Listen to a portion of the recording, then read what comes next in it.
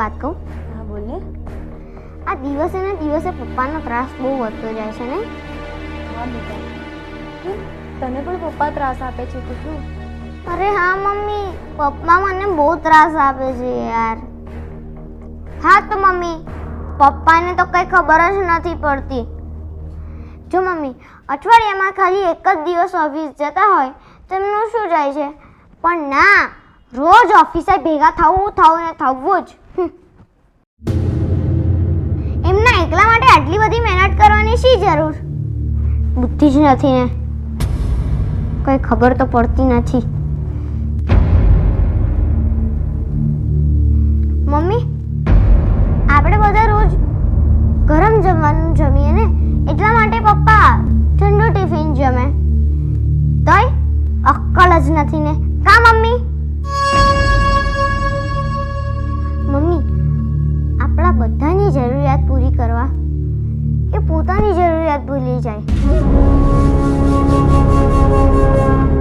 છતાં પણ પપ્પા તો લાગણી વગરના જ છે, નહીં મમ્મી?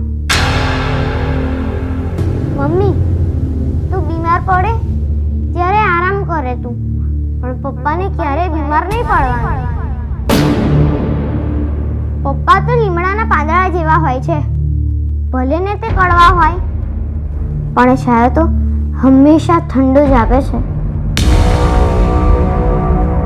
મમ્મી, પપ્પાની હાજરી તો સૂરજ જેવી હોય છે.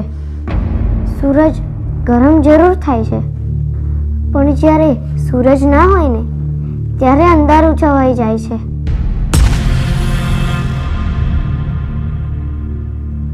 આપણા સપના, શોખ અને આપણી બધી જરૂરિયાતો પૂરી કરવા પપ્પા પોતાની પૂરી જિંદગી ખર્ચી નાખે છે.